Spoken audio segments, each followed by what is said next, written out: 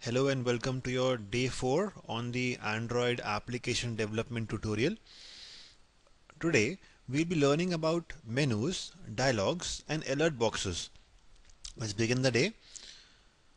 First of all, let's understand the meaning of menus. Menus spawn when the user clicks on the menu button inside an activity. So if you have an activity and the user clicks on the menu button, then a menu is launched. On your emulator, you have the menu key on the D-pad on the right hand side. So if you click on the menu, a menu should spawn.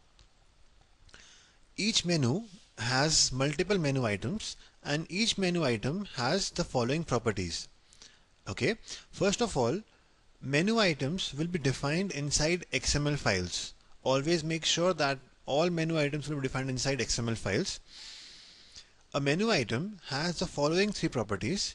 It will have a ID, that is an identifier. It will have a title and it will have an icon. So whenever you click on a menu button, you will get a menu. On that menu, you will be having a icon of the items and the title of the items. But each of these items have a different ID or a unique ID. Each of the menu items are presented in the form of an XML file. This XML file will be stored inside the res/menu folder. So you have your res resource folder. Inside that you have a menu folder wherein you will be placing all the XML files. I hope you might have got the analogy now. All the layouts are present inside res/layout folder. All the menus are inside res/menu folder. All the drawables are inside res/drawable folder. All the animations are inside res/anim folder. So you have to give the folder names properly. Let's create a menu application. Let's name the application as menu demo, and inside the res/menu folder, let's create a file with the name menu items.xml. Okay, and inside this menu items.xml file, we must write the following syntax. We must first define the base element as menu, and this syntax has to be copied from where? Correct, from the activity main XML file. This syntax indicates that this XML file is not a normal XML file, but it is an Android XML file. Let's define the items of the menu over here. I'll define item. The item has three properties. The first property is the ID of the item. I'll say Android:ID equals to @+ What was the meaning of @? Correct. The meaning of @ was reference to. The meaning of @+ is add reference to. That means you want to add the reference of this menu item inside your resources. So you will say Android ID equals to @ ID. This indicates you want to add the reference of this ID, and you have to give the ID like /menu add. This indicates this is a menu item with the name add. The title of this is add, and the icon of this has to be taken from an internal Android icon. So we'll take the icon by saying Android:icon equals to @Android. What is the meaning of @?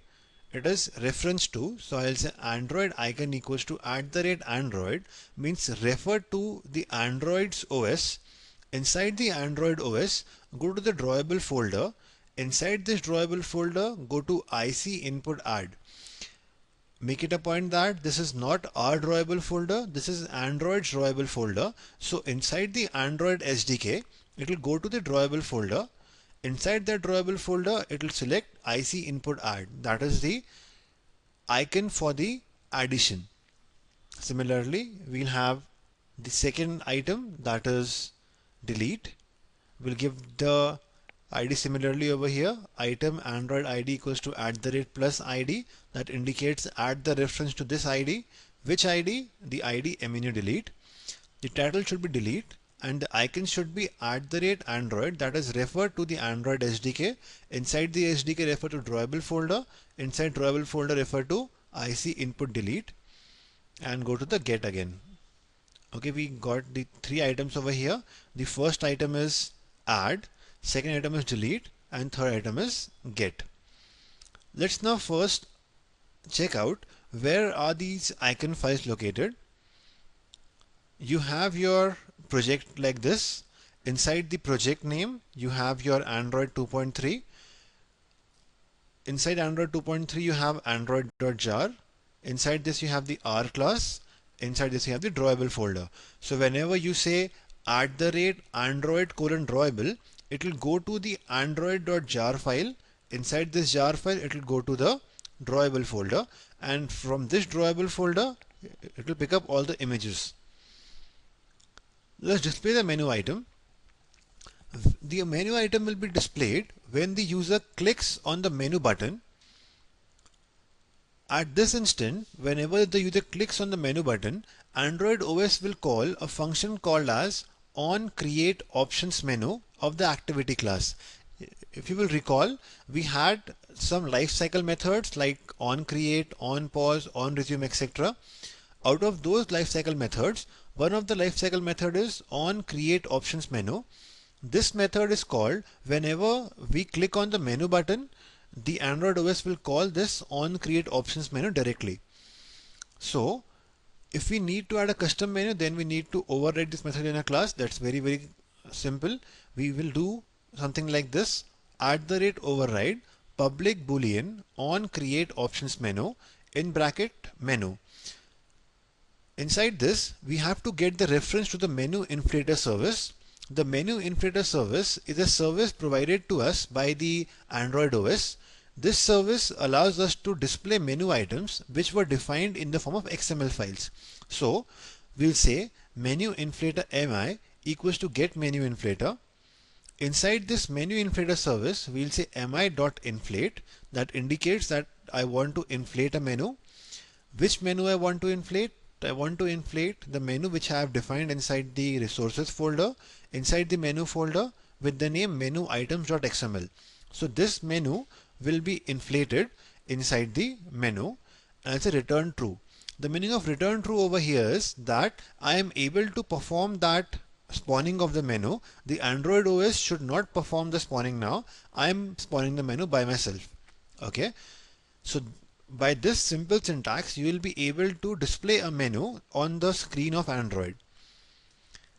Now, displaying the menu is not sufficient. You have to perform some operation when the person clicks on the menu item. So you have to add an onClick method for the menu items.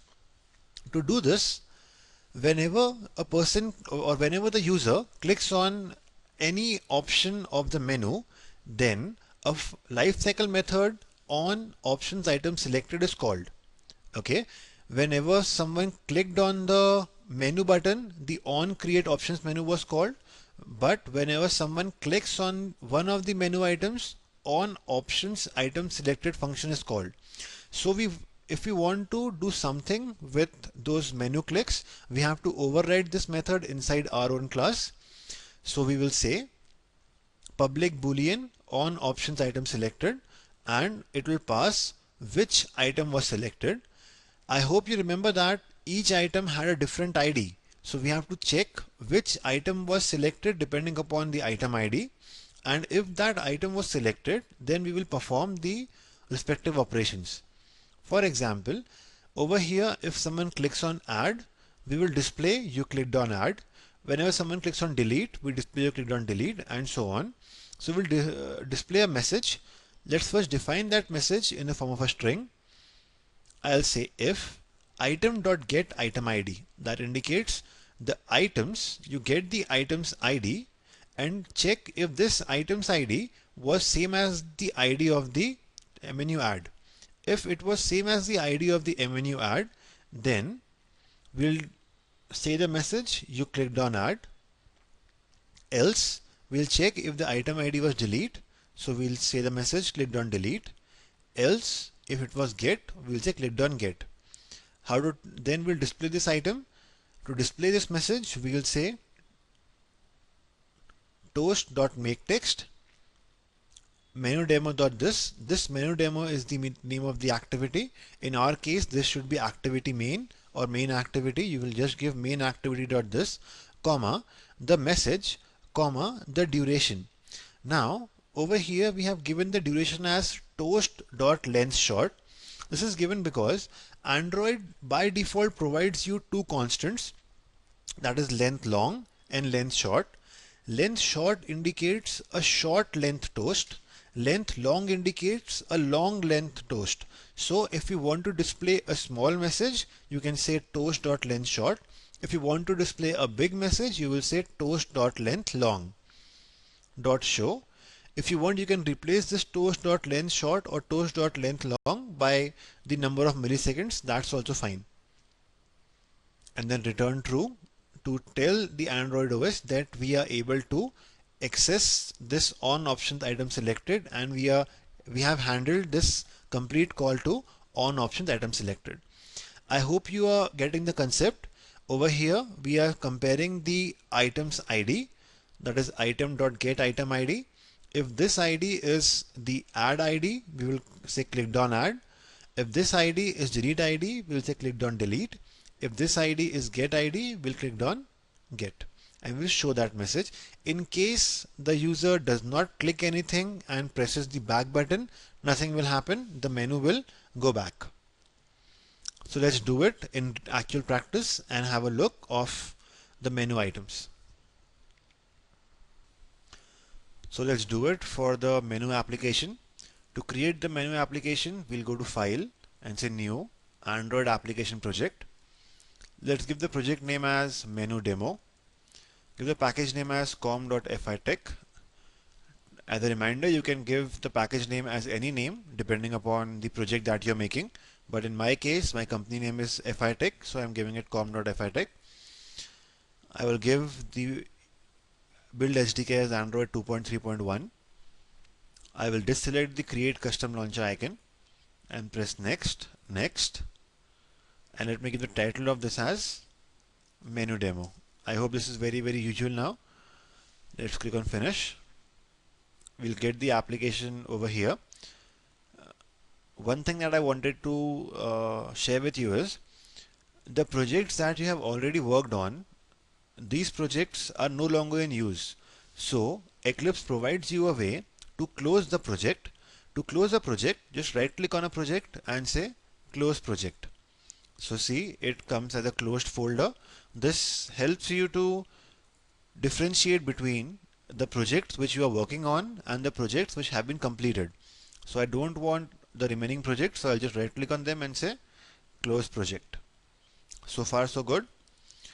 In the menu application, we do not have to do anything on the main XML file. Just close the file. We have to add a menu XML file. So inside the RES folder, you already have a menu folder. Open the folder and go to the menu XML file. As you can see, in the XML of it, you have just one item whose ID is menu settings. I'll just remove the ID over here and give the ID as menu add, as we had seen in our previous slides. Let me give the title over here to add, and we had to give one more property, that is the icon of this. Let me write Android:icon equals to @Android:drawable, because I want to have a drawable from the Android's SDK. In the drawable, I want IC input add. Okay, and where do we get the drawables? We get the drawables inside the Android's folder, inside Android jar. We have Android, R class, and drawable. We can see that we have a host of drawables over here, from where we are choosing IC input add. So this is IC input add. We can choose like any drawable from here. It's not an issue. We have many icons over here. Let us choose the second item. We don't want to have the order in category, so just remove this thing. So we have three properties: the ID, the title, and the icon.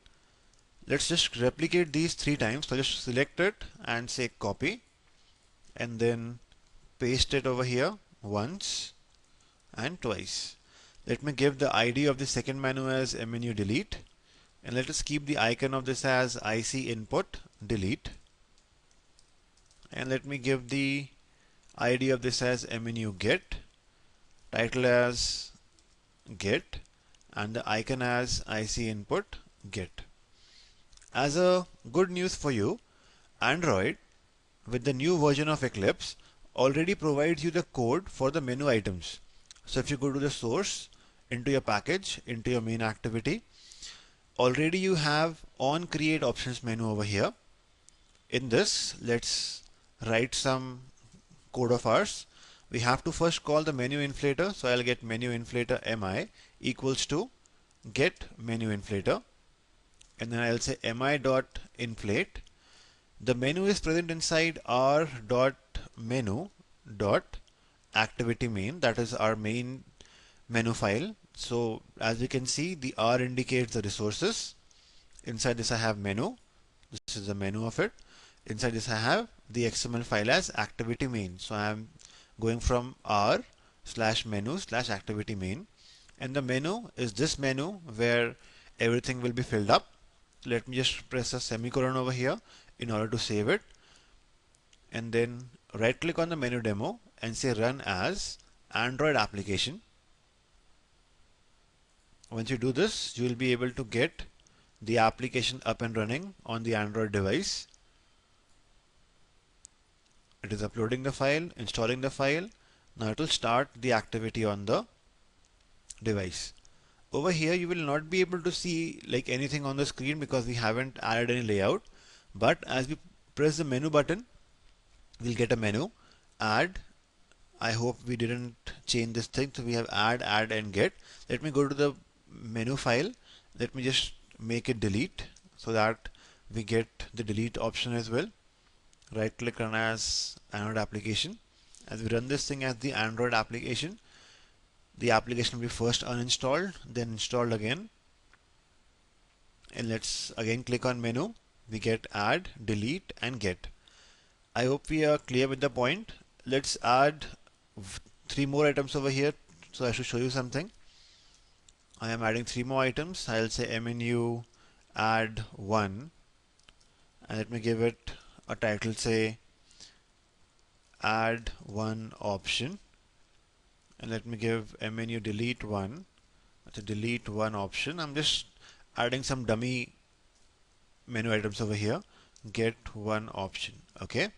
The main point of showing you this functionality is because as you add more number of menu items, here you have 3 items, but we have now added 3 more. So as Android sees more than 5 items on the menu, it does something with it.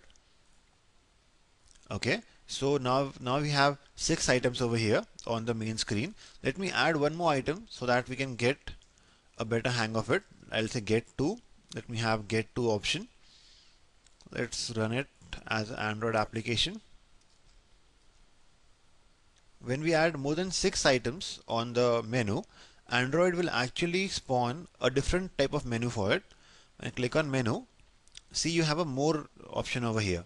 When you click on more, you get the other 2 options in a separate screen, because Android cannot have all the menu items over here, because if you have say 10 items, then all these 10 items will fill the entire area of the screen, which is not applicable user interface wise. That is why it gives you an option of more.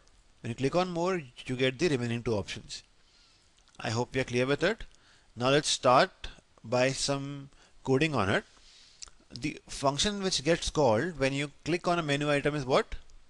On options item selected. As you can see over here, you have to just say ONOP and press control space. It will spawn that menu. From this list, you can just select on options item selected, press enter over here. Then you will be able to get the complete statement of on options item selected. Over here, I want to compare if item dot get item ID, that is the ID of the item, if this ID is r.id.menu add. If the ID was add, we'll just toast dot make text, get the application context, and give the text as you clicked on add button. Let's make the duration as toast dot length short, because we want to show it for a very short time. Let me give else if item dot get item id is double equals to r dot id dot menu delete. Let me just copy this thing again, and I'll say you clicked on delete button. Just copy this complete thing again and check it for menu get. Okay, now I'll say you clicked on get button. As a homework, what you can do is you can add the listeners, or you can add the compare statement for the remaining items as well, because we have 7 items over here and we are just showing for 3. You have to just say else if menu add one, delete one, get 2, and have some functionality over there. Let's run this thing as an application. It will start the application on the device. I just click on menu over there, press on add. It will give me, you click the add button, delete button, click the get button. Okay, now this was a demo program, but what you can actually do is you can have a menu option, and over here you can have start tweened animation, start frame by frame animation, etc. When someone clicks on that, that animation should start over here. Okay, and that code has to be written inside this if statement.